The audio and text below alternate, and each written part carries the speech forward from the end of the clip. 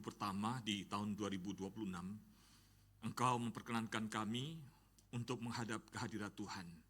Engkau membuka hadirat-Mu untuk kami boleh beribadah. Terima kasih Tuhan. Kami rindu ya Tuhan, kami boleh mendedikasikan hidup kami hari ini sebagai persembahan sulung kami di tahun 2026 ini. Datang ke hadirat Tuhan, memuji Tuhan, beribadah kepada Tuhan, dan saat ini Tuhan kami rindu mendengarkan firman-Mu. Kami rindu Engkau ya Tuhan berbicara secara pribadi dalam hati dan pikiran kami ketika kami merenungkan, mendengarkan firman Tuhan. Supaya ya Tuhan kami dikuatkan oleh firman-Mu, kami diberitahu oleh Engkau Sang Guru Agung, bagaimana seharusnya kami hidup di tahun ini, tahun 2026 ini sebagai murid Tuhan. Tuhan berfirmanlah, Allah Roh Kudus terangilah hati dan pikiran kami, supaya kami dapat memahami firman Tuhan dan dapat melakukannya dalam hidup kami. Di dalam nama Tuhan Yesus kami berdoa. Amin. Silakan duduk Bapak Ibu sekalian. Shalom. Shalom. Selamat sore Bapak Ibu sekalian. Apa kabar? Baiknya seperti tahun 00. Apa kabar? Baik ya, puji Tuhan. Kita bersyukur ini adalah minggu pertama di tahun 2026. Saya yakin kita semua punya harapan walaupun juga kadang ada kekhawatiran. Saudara, izinkan saya mewakili segenap Majelis Jemaat mengucapkan selamat tahun baru kepada saudara sekalian. Kiranya kita semua boleh seperti firman Tuhan minggu kemarin dari Yeremia 17 ayat 7 dan 8. Yaitu orang-orang yang mengandalkan Tuhan supaya kita boleh menikmati bahagianya itu, yaitu seperti pohon yang ditanam di tepi aliran sungai. Amin. Nah, saudara sekalian, saya juga senang hari ini sore hari agak banyakan. Ya. Hari ini memang agak anomali, mungkin karena masih proses peralihan dari libur. Tadi pagi, KU1 malah yang lebih banyak, jumlahnya 180, biasanya 120 malah jadi 180, KU2 173, hari ini sore hari juga jadi lebih banyak. Setelah kita bersyukur dapat beribadah bersama semua karena berkat Tuhan.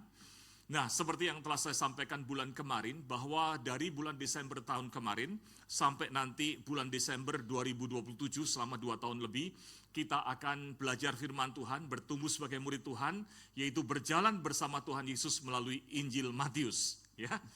Nah, oleh sebab itu, saudara sekalian, saya harapkan di sepanjang 2 tahun ini, sebelum saudara mengikuti kebaktian umum, hari-hari sebelumnya silakan baca ayat yang akan direnungkan, supaya dapat berkatnya double. Nah, hari ini tema kita adalah so close, sudah dekat. Apanya yang dekat ya?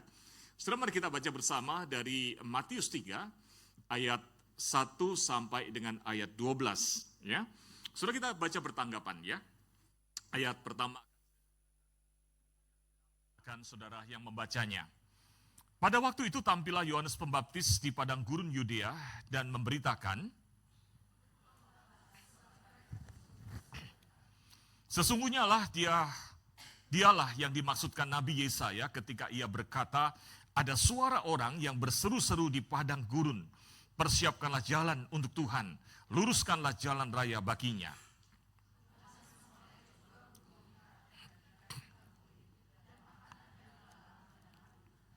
Lalu datanglah kepadanya penduduk dari Yerusalem, dari seluruh Yudea dan seluruh daerah sekitar Yordan.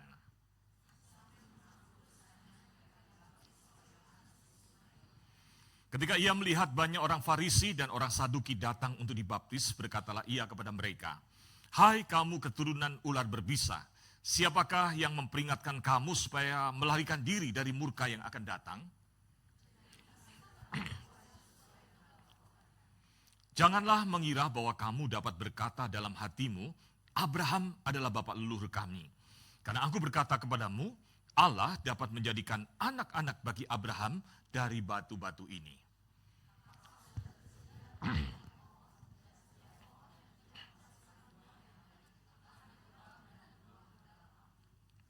Aku membaptis kamu dengan air sebagai tanda pertobatan, tetapi ia yang datang kemudian setelah aku lebih berkuasa daripada aku, dan aku tidak layak melepaskan kasutnya. Ia akan membaptiskan kamu dengan Roh Kudus dan dengan api.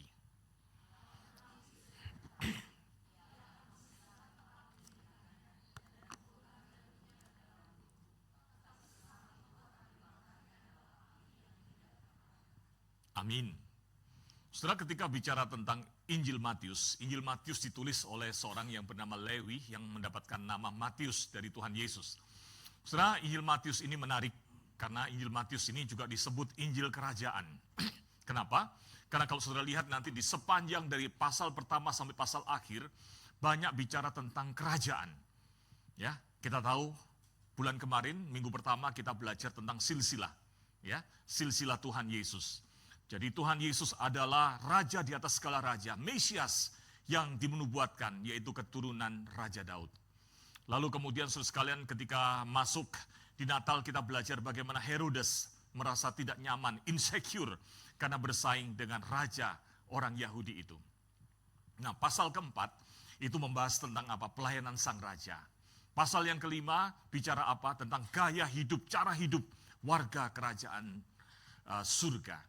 Nanti kalau sudah membaca di pasal 13 bicara bagaimana kerajaan surga itu.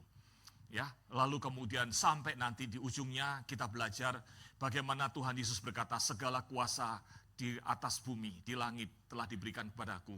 Dengan kuasa itu Tuhan Yesus mengutus kita memberitakan Injil. Saudara, ketika bicara tentang kerajaan surga, maka menarik sekali karena Matius ini tidak seperti Injil lain menyebutnya kerajaan Allah. Tapi Matius di dalam 32 kali dia menyebut kerajaan, selalu dikatakan kerajaan surga. Kenapa? Karena Injil Matius ditujukan kepada orang Yahudi, di mana itu sensitif menyebut kata Allah. Hanya 5 kali disebut kerajaan Allah. Nah, saudara, itu adalah Injil kerajaan. Nah, pertanyaannya adalah ketika bicara tentang kerajaan Allah, tadi Yohanes Pembaptis mengatakan kerajaan Allah sudah dekat. Betul ya? Saudara, saya tidak tahu berapa kali Anda pernah mendengar tentang hal ini. Bertobatlah, kerajaan Allah sudah dekat.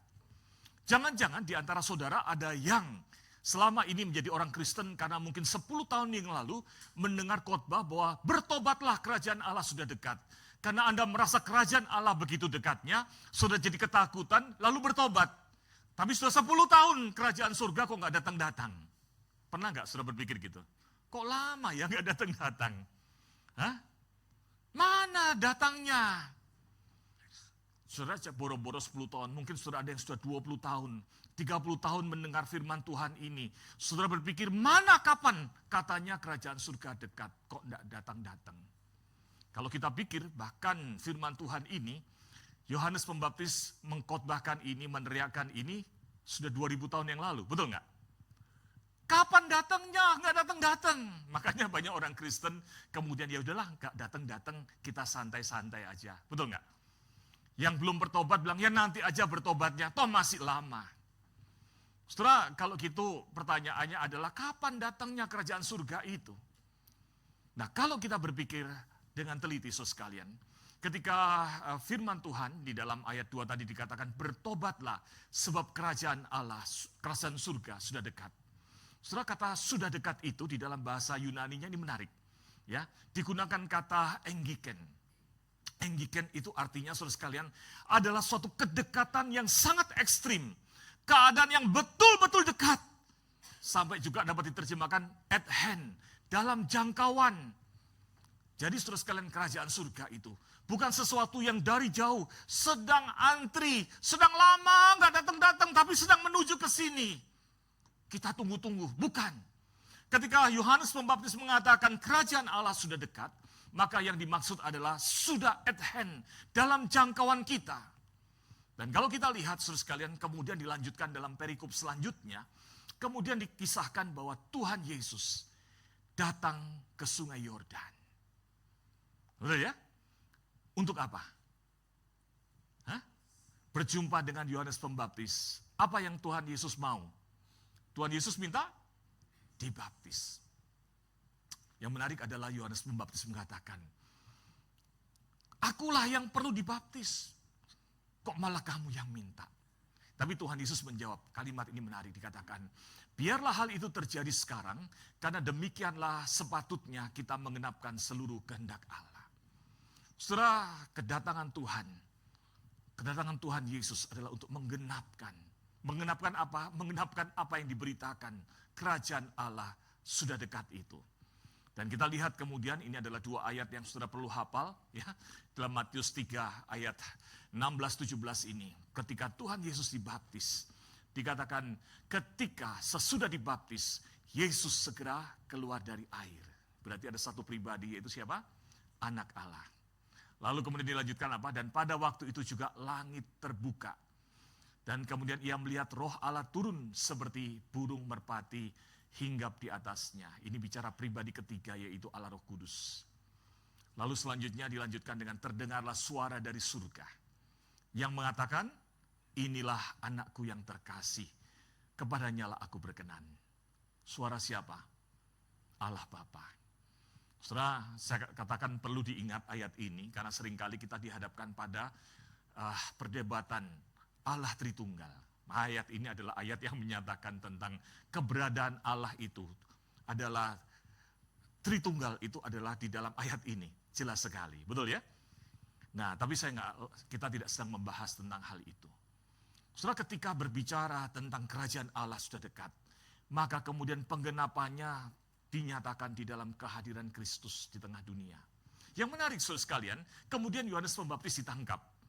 Dan di dalam ayat pasal 4 dikatakan begini, ketika Yesus mendengar bahwa Yohanes telah ditahan, menyingkirlah ia ke Galilea. Lalu ayat 17 berkata begini, sejak itu Yesus mulai memberitakan, apa? Bertobatlah sebab kerajaan surga sudah dekat. Saudara, hal ini menegaskan kembali bahwa kerajaan surga itu sudah dekat, enggiken, sudah at hand, dalam jangkauan. Saudara, hal ini mengajarkan kepada kita satu prinsip penting ketika kita bicara tentang kerajaan surga, yaitu kingdom of heaven has already come. Ada kata already, sudah, bukan akan datang. Kerajaan surga sudah masuk ke dalam sejarah manusia melalui Kristus, Anak Allah, Raja segala raja, hadir di tengah dunia, menyelamatkan manusia yang berdosa. Amin. Saudara mulai bertanya-tanya, Musa, kalau gitu kerajaan surga itu apa sih? Apakah hanya berhenti di situ yang dimaksud? Saudara, kerajaan surga itu adalah tindakan berdaulat dari Allah sebagai Raja. Di dalam karyanya menyelamatkan manusia. Yang kedua, di dalam karyanya untuk apa? Menghancurkan, mengalahkan kejahatan dan si jahat. Dan yang ketiga, di dalam menata tatanan baru sesuai dengan apa yang dia lakukan. Itu kedaulatan Allah. Kalau bicara seperti itu, berarti di dalam rangka menyelamatkan manusia sudah terjadi belum? Sudah terjadi. Saudara mulai berkata, tapi Musa, bukankah kejahatan masih di sana sini? Betul enggak? Kejahatan masih di sana sini. Orang jahat, orang toksik, pejabat yang korup, pembunuhan, malapetaka, bencana alam, masih terjadi. Mana pemerintahan Allah di dalam kerajaan surga itu? Apalagi di dalam tatanan yang baru itu. Nah, saudara, di sini kita perlu belajar satu hal, sisi yang lain ketika kita belajar tentang kerajaan surga. Saudara, kalau kita baca baik-baik, misalnya di dalam Matius 6, Tuhan Yesus mengajarkan doa Bapa kami. Masih ingat ya doa Bapa kami? Bapa kami yang di surga, dikuduskanlah namamu, datanglah kerajaanmu. Setelah kalau dikatakan datanglah kerajaanmu, kerajaan itu sudah datang belum? Halo? Nah, kita jadi ragu kan? Karena tadi dikatakan kerajaan itu sudah datang. Tapi di sini dikatakan Tuhan Yesus sendiri mengajarkan doa harapan umat, murid-muridnya. Datanglah kerajaanmu. Kalau gitu sudah datang belum si kerajaan itu? Lompat selanjutnya ke Matius 13. Nah, nanti kalau sudah baca Matius 13 ini menarik. Karena di sepanjang pasal itu Tuhan memberikan beberapa perumpamaan dengan kalimat kerajaan surga itu seumpama ini, seumpama itu. Salah satunya adalah seumpama ragi. Ragi itu saudara sekalian dikatakan ketika ditaruh di tepung, raginya sedikit. Saudara pernah bikin roti? Nah, saya suka bikin roti, saudara, kalau lagi stres. Jadi kalau lihat saudara, saya lagi bikin roti, tandanya saya lagi stres. Mengalihkan stresnya ke dapur, gitu ya. Saya punya 2 mesin pembuat roti, saudara, ya. Jadi saya bikin roti begitu ya. Biasanya raginya Fermipan cuma berapa? Setengah sendok teh, betul ya. tepungnya setengah kilo. Lalu kemudian ragi yang kecil itu pelan-pelan menghamiri seluruh roti. Betul ya?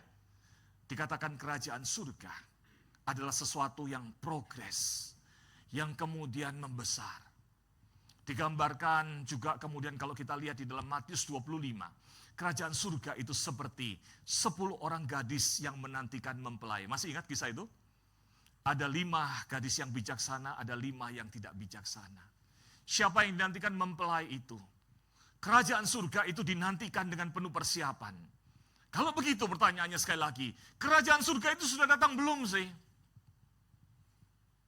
Setelah saya suka dengan penjelasan Michael Horton di dalam bukunya Christian Faith, dia berkata begini, kerajaan surga itu bukan suatu geopolitik, bukan suatu kerajaan politik seperti yang saudara pikirkan yang ada di dunia. Memang saat ini belum tampak dalam konteks kuasa dan kemuliaan. Tapi nantinya pada waktu pemenuhan yang sesungguhnya itu, kerajaan itu memang betul-betul berisi kuasa dan kemuliaan Tuhan yang memerintah. Saat ini digambarkan bahwa kerajaan itu seperti ragi yang tadi berkembang. Seperti biji sesawi yang sedang membesar. Saudara, itulah sisi lain dari hal mengenai kerajaan surga. Yaitu ada kata already dan dilanjutkan dengan not yet. Bingung kan ya? Already artinya sudah, not yet artinya lagi opo sih? Gitu ya. Sudah tapi belum. Kalau gitu kan artinya belum, Musa. Setelah saya suka dengan penjelasan dari Michael Horton untuk kita bisa punya gambaran yang lebih baik. Michael Horton dalam bukunya The Christian Faith berkata begini, kerajaan surga itu adalah sesuatu yang di masa akan datang, yaitu kerajaan surga Allah yang memerintah itu. Dibawa oleh Allah yang Maha Kuasa datang ke masa kini dengan kuasanya yang ajaib, yaitu untuk menyelamatkan manusia yang berdosa. Disitulah Kristus datang sebagai raja di atas segala raja, berkuasa menaklukkan maut, menyediakan keselamatan bagi orang yang percaya kepadanya, sehingga orang yang berdosa boleh mengalami kerajaan surga pada masa hidupnya dan boleh mengalami hak sebagai warga kerajaan surga untuk nantinya dengan sempurna dia bisa mengalami kerajaan surga itu di masa depan. Itulah yang disebut dengan already and not yet. Already artinya apa? Kita yang hidup hari ini sudah diberikan oleh Tuhan kerajaan surga, karya Tuhan yang menyelamatkan, Tuhan Yesus yang mengalahkan maut itu. Untuk kita dipersiapkan, boleh menikmati kerajaan surga yang datang itu. Amin. Nah, itulah sebabnya. Kemudian Michael Horton berkata begini, di dalam zaman sekarang ini, kerajaan itu adalah kerajaan anugerah. Bukan kerajaan kuasa dan kemuliaan. Yakni masa suatu kesempatan bagi pertobatan dan iman. Bagi Israel maupun juga semua bangsa. Sebelum datangnya hari Tuhan. Maka saudara sekalian, ketika bicara tentang kerajaan Allah yang sudah dekat itu. Firman Tuhan mengatakan apa? Bertobatlah. Saudara, ini mengantar kepada poin pertama kita hari ini. Mari kita baca bersama-sama. 1, 2, 3. Kerajaan Allah sudah dekat. Dalam jangkauan kita, bertobatlah. Saudara, satu hal yang penting. Ketika kerajaan Allah itu dikatakan sudah dekat, maka pesan utamanya adalah bertobatlah. Saudara, kata enggiken, bertobat, sudah dekat itu. Bukan bicara tentang jaraknya yang dekat, tetapi bicara tentang kesegeraan, sesuatu yang perlu direspon. Jadi yang disebut dekat itu bukan bicara jaraknya, tapi perlunya segera kita itu merespon. Saya ingin kasih gambaran. Kalau saudara, ini pas lagi tahun baru kan ya. Saudara lagi ada di rumah, lalu saya katakan, saya mau ke rumah kalian dalam rangka tahun baru. Senang gak kira-kira? Ya mungkin senang ya gitu ya. Lalu saya datang. Waktu saudara datang, saudara siapkan mungkin makanan. Lalu saudara siapkan makanan, minuman. Lalu berkata, Musa, ini adalah istimewa karena awal tahun. Suami saya habis liburan, dia punya waktu banyak, jadi dia masak. Ayo Musa, makan Musa. Ini makanan buatan suami saya yang paling enak. Minuman ini juga istimewa, diminumnya setahun sekali. Dibuat yang istimewa. Ayo Musa minum. Lalu saya berkata gini, oh ya terima kasih Bu, silakan diletakkan di meja. Ngobrol-ngobrol lagi, setengah jam kok nggak dimakan, nggak diminum. Lalu saudara berkata kepada saya lagi, Musa ini makanan enak saya siapkan baik-baik. Minuman enak saya siapkan baik-baik. Mari dimakan. Lalu saya jawab, oh ya Bu silakan ditaruh di meja. Sampai 3 kali begitu. Kira-kira apa yang saudara pikirkan? Halo? Hah? Gondok saudara ya. Bukan hanya gondok. Tidak merespon apa yang disediakan itu sama aja penolakan. Betul nggak? Mari saya kasih bayangan yang berikutnya. Bayangkan satu orang lalu kemudian dia bertamu kepada temannya. Di waktu tahun baru ini, waktu dia bertamu, lalu temannya sangat senang sekali. Dia berkata begini, waduh kamu luar biasa sekali. Kami punya satu komitmen. Karena ini tahun 2026. Tamu pertama yang datang di tahun baru, kita kasih door prize. Tamunya berkata, hah ada door prize? Iya. Tamu pertama pokok siapa yang ketok pintu pertama kali di tahun yang baru, saya kasih door prize. Lalu kemudian saudara bilang, door prize-nya apa?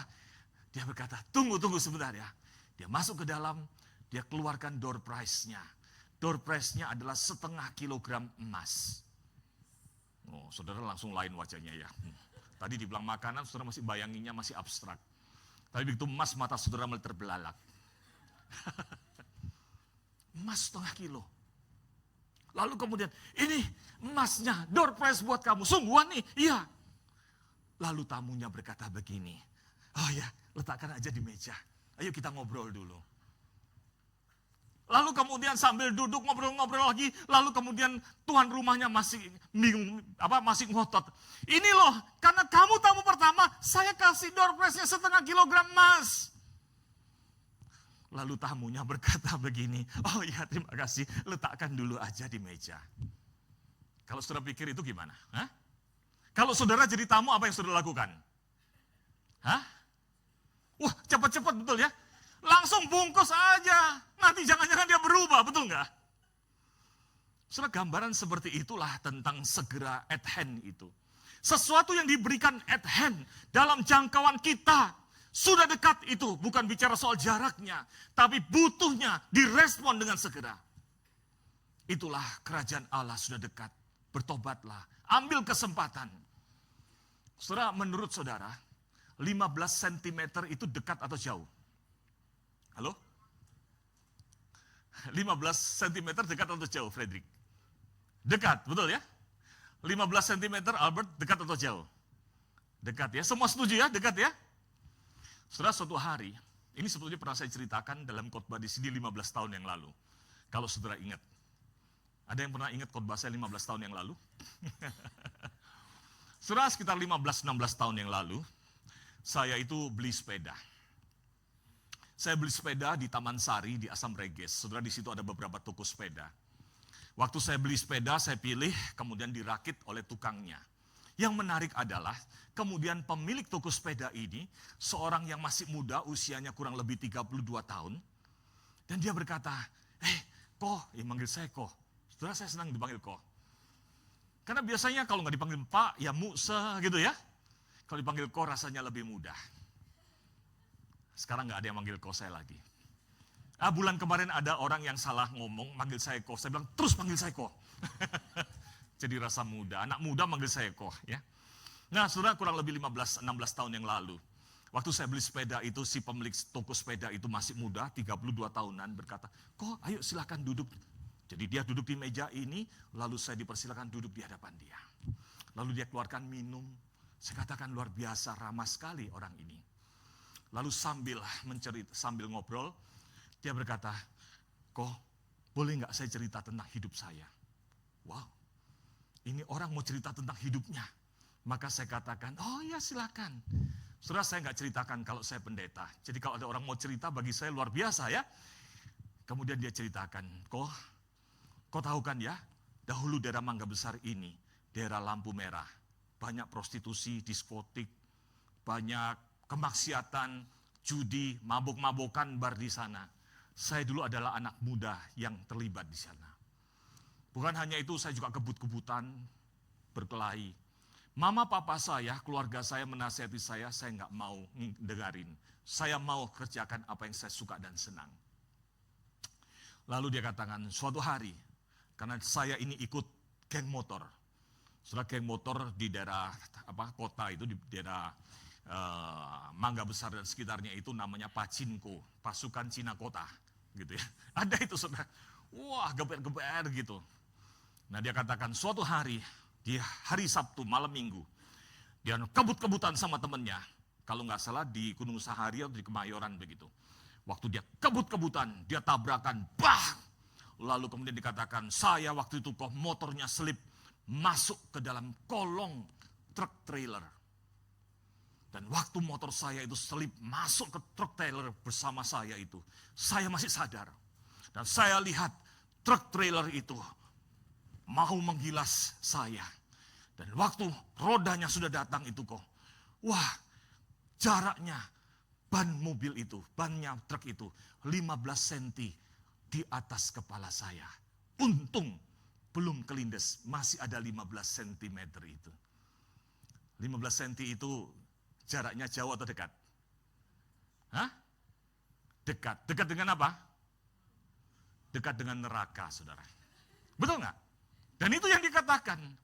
Saya waktu itu yang saya pikir, mati aku belum bertobat. Dia tahu hidupnya kotor, rusak. Dan dia katakan 15 cm itu adalah jarak aku dengan neraka. Dan waktu kelindes begitu, badan dia rusak. Dia harus dirawat di rumah sakit Husada. Jadi malam itu waktu dia mau kelindes gitu, berat gitu. Dia kemudian sempat pingsan setelah melihat ban yang jaraknya 15 cm itu. Dan dia bangun esok harinya, selesai pingsan, sudah di rumah sakit dan dia dirawat selama 1 bulan. Nah yang menarik selama 1 bulan itu, dia katakan ada sekelompok orang yang hampir tiap hari datang, padahal dia nggak kenal. Dan orang itu berkata kepada dia, bertobatlah, percayakan dirimu pada Tuhan Yesus. Tuhan Yesus mengasihi engkau. Tuhan Yesus itu juru selamat. Dan terus hampir tiap hari orang itu datang dan menyatakan berita itu. Waktu dia keluar dari rumah sakit Husada setelah 1 bulan dirawat itu. Lalu kemudian orang-orang ini mengajak dia ke gerejanya. Gerejanya jauh di Kelapa Gading, jauh dari Mangga Besar. Dan dia datang, dia berkata, aku nggak mau, aku orang berdosa, hidupku rusak. Tapi orang-orang itu berkata, datang saja. Justru untuk hidup yang berdosa itu, Tuhan Yesus itu datang untuk mengasihi kamu, mengampuni kamu. Dia berkata, Tuhan Yesus itu baik kok. Saudara, luar biasa bukan kesaksian itu? 15 cm itu adalah jarak dia dengan neraka. Pertanyaan saya hari ini, berapa jarak yang Tuhan sediakan buat hidupmu? Mungkin bukan jarak secara ukuran jarak, dimensi panjang. Tapi jarak itu mungkin adalah waktu. Mungkin ada jarak waktu 15 tahun lagi baru meninggal. Saudara mengatakan tunggu-tunggu nanti aja. Atau mungkin 15 bulan. Atau mungkin 15 hari lagi. Tapi siapa bilang begitu? Bisa jadi jangan-jangan 15 menit lagi. Musuh jangan takut-takutin saya, masa saya meninggal di gereja? Tapi saya katakan saudara sekalian, kerajaan Allah itu sudah dekat, at our hand, dalam jangkauan. Responi itu sebagai bagian dari kasih Tuhan yang Tuhan nyatakan. Maka Tuhan katakan, bertobatlah supaya engkau memperoleh karya anugerah Raja segala raja, Sang Juru Selamat yang ini menyatakan penyelamatan untuk engkau. Amin. Maka bertobatlah. Setelah tahun ini, biarlah menjadi tahun buat kita sekalian memanfaatkan kesempatan yang dari Tuhan itu. Kalau ada di antara saudara yang selama ini datang ke gereja, tapi engkau belum pernah menerima Tuhan Yesus sebagai Juru Selamat pribadimu. Engkau sudah ada dekat dengan berita kerajaan surga itu. Kerajaan surga itu at your hand, sudah dalam jangkauanmu. Pertanyaannya adalah, maukah saudara menerima Tuhan Yesus? Ataukah saudara seperti orang tamu yang bodoh itu tadi? Emas sudah diberikan, tapi ia letakkan, nanti aja. Maukah saudara menerima Tuhan Yesus sebagai juru selamat pribadi? Kalau saudara tahun-tahun sebelumnya hidup banyak berantakannya, kerajaan surga sedekat. Ayo bertobat, menata hidup di tahun ini. Amin. Saudara, berikutnya, kalau kita bicara tentang kerajaan surga, di dalam Matius 13, saudara, itu menarik sekali. Saya tidak mengajak saudara membaca keseluruhannya. Tapi ketika kita bicara tentang kerajaan surga yang dikatakan tadi already at hand, dalam jangkauan. Maka dalam Matius 13 ayat yang ke-24 dikatakan, kerajaan surga itu digambarkan oleh Tuhan seperti orang yang menabur gandum. Ada orang baik yang menabur gandum, tapi malam harinya ada orang jahat menaburkan ilalang. Lalu Tuhan Yesus mengatakan, yang menaburkan gandum itu adalah anak manusia, yaitu Tuhan Yesus. Menaburkan keselamatan.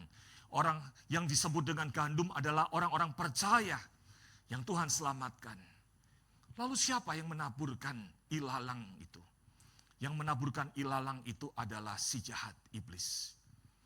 Siapakah ilalang itu? Orang-orang berdosa yang oleh iblis diintervensi melakukan kejahatan. Di dalam kerajaan surga itu, gandum dan ilalang itu, ternyata ilalang nyelip di antara gandum. Saudara, kalau ilalang nyelip di antara gandum, gandumnya diempet-empet sama ilalang. Betul ya? Hidupnya enggak enak.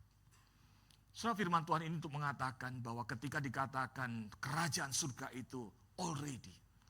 Tetapi jangan lupa, di dalam konteks hari ini, Tuhan membiarkan, mengizinkan, masih ada orang-orang berdosa yang hidup di dunia terintervensi oleh iblis. Sehingga hidup kita di dalam sepanjang perjalanan ini masih ketemu ilalang. Betul nggak?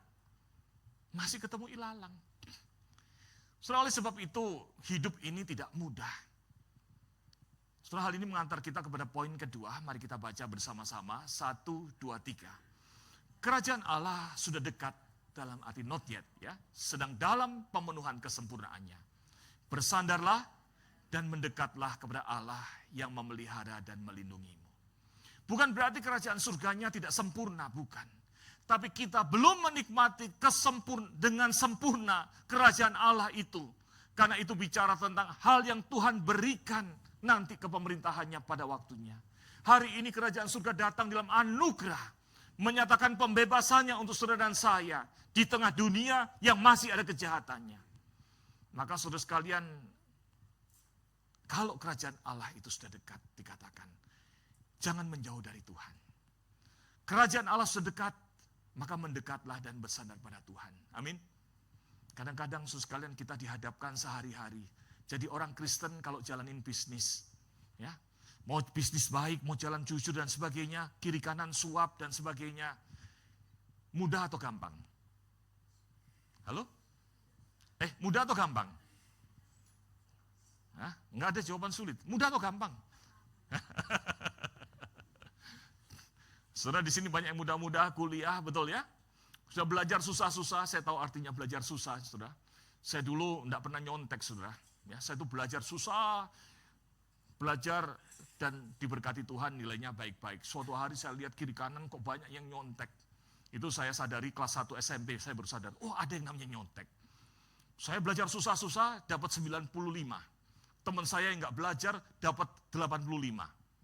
Saya lagu mikir, kalau saya sudah pinter nyontek kira-kira dapat berapa ya? Kan saya nakal, saudara ya. Saudara pernah mikir gitu nggak? Kalau anak pinter biasa dapat 90, 95, ditambah nyontek kira-kira dapat berapa? Jadi saudara, nilai saya di kelas 2 SMP itu boleh dianulir lah. Karena mulai kelas 2 SMP, saya memulai mencoba menyontek. Dan waktu saya nyontek, betul saudara, nilai saya cepet-cepet terus. Dan saya bisa nyontek dengan lebih lihai daripada yang jago nyontek. Namanya juga anak pinter. Anak pinter kalau nyontek itu contekannya pinter naruhnya. Dan guru nggak tahu kalau saya nyontek. Nilai saya bagus-bagus. Tapi saya katakan cukup hanya kelas 2 SMP. Gitu ya, untungnya gitu ya. Saya sengaja mencoba aja untuk tahu rasanya nyontek. Untung nggak dikeluarkan dari sekolah. Jangan ada yang niru ya. Tolong si Anet sama Karen jangan nyontek. Saudara, ketika melihat tekanan kiri kanan melakukan kecurangan dan sebagainya, mudah atau gampang untuk melawannya? Halo? Ketika hidup di tengah-tengah orang-orang yang toksik di sekitar kita, banyak orang Kristen yang kemudian malah jadi menjauh dari Tuhan. Marah sama Tuhan, hidup kok gini, katanya kerajaan surga, katanya Tuhan memerintah, katanya Tuhan memberkati, mana Tuhan? Betul nggak? Karena kerajaan surga masih jauh rasanya. Udah saya ikut-ikutan rusak, saya ikut-ikutan nyontek, saya ikut-ikutan nyuap, saya ikut-ikutan dengan cara dunia ini.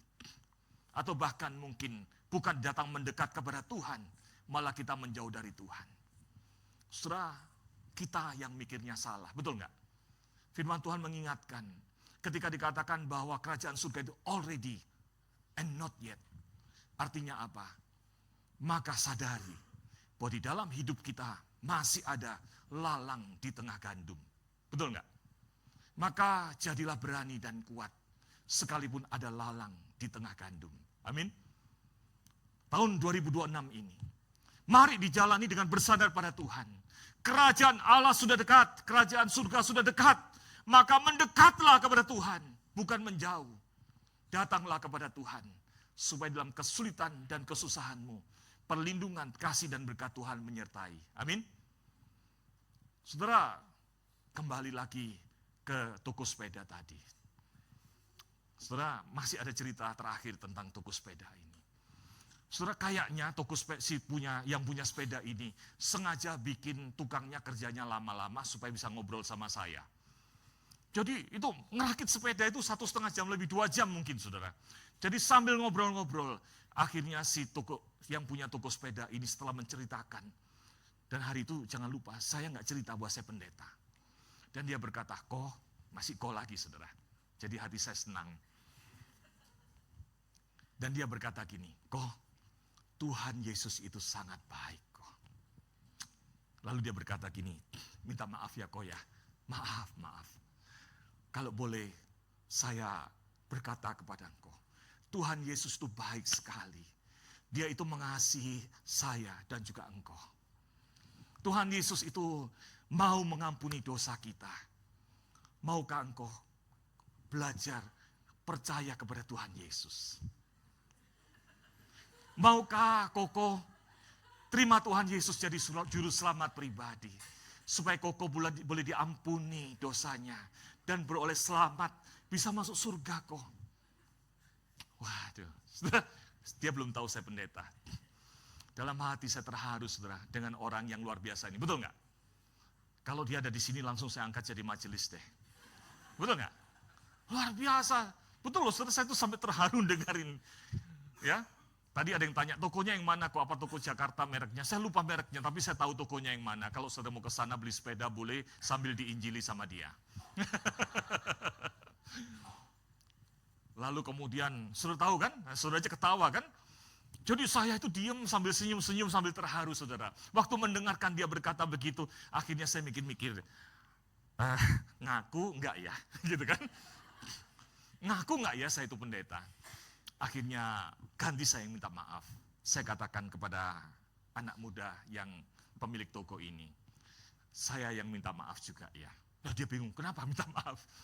Saya katakan, saya minta maaf, dari tadi saya belum ngomong, belum ngaku siapa saya. Saya ini sebetulnya pendeta. Dan dia kaget, saudara. Dia kaget. Tapi yang menarik bukan soal itu.